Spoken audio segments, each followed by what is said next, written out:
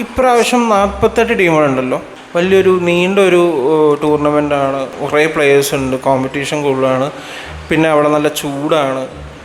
ഹീറ്റിൽ പ്ലെയേഴ്സിൻ്റെ കളി മാറുമോ, അവരുടെ സ്പീഡി ഗെയിം അവർ മാറ്റി വയ്ക്കുമോ, അങ്ങനെ കുറേ ഡൗട്ട്സ് ഉണ്ട്. എൻ്റെ ഒരു ഒപ്പീനിയൻ പറയാം. ഈ 48 ടീം വരുമ്പോൾ ഗ്രൂപ്പ് സ്റ്റേജിൽ ആവേശം കുറയാൻ സാധ്യതയുണ്ട്. എൻ്റെ റീസൺ എന്താണെന്ന് വെച്ചാൽ, മുമ്പ് 32 ടീമിൽ 16 പേരാണ് പ്രോഗ്രസ് ചെയ്യുക, 2 പേര് ഔട്ടാവും. അപ്പോൾ ഒരു ടീമിൽ 4 പേരുണ്ടെങ്കിൽ 2 പേരെ പോവുള്ളൂ അടുത്ത റൗണ്ടിലോട്ട്, റൗണ്ട് ഓഫ് 16. അപ്പോൾ 2 പേര് പുറത്താവും. അപ്പോൾ ഒരു അട്ടിമറി നടന്നാൽ പോലും റിസൾട്ട്സിനെ ബാധിക്കും. സമനിലയ്ക്ക് വേണ്ടി കളിച്ചാൽ പോലും ചിലപ്പോൾ സേഫ് ആവില്ല. പക്ഷെ ഇപ്രാവശ്യം അങ്ങനെ സമനിലയ്ക്ക് വേണ്ടി കളിച്ചാൽ പോലും ഇവർക്ക് പ്രോഗ്രസ് ചെയ്യാൻ പറ്റും. കാര്യം 3rd പ്ലേസിൽ വരുന്ന 8 ടീമുകൾക്ക് റൗണ്ട് ഓഫ് 32 പ്രോഗ്രസ് ചെയ്യാം.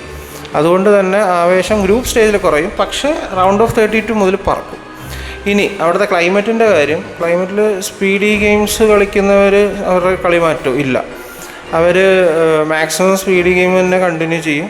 എന്നിട്ട് എല്ലാവർക്കും നല്ല സ്ക്വാഡ് ഡെപ്ത് ഉള്ളതുകൊണ്ട് അങ്ങനെയുള്ള ടീമുകൾ അവരുടെ പ്ലാൻ മാറ്റില്ല. സ്ക്വാഡ് ഡെപ്ത് ഇല്ലാത്ത ടീമുകളാണ് കുറച്ച് ബുദ്ധിമുട്ട്. അവർക്ക് ലൈക്ക് റീപ്ലേസ്മെൻ്റ് ഇല്ലെങ്കിൽ അവർക്ക് കളി സ്ലോ ആവാനും സാധ്യതയുണ്ട്.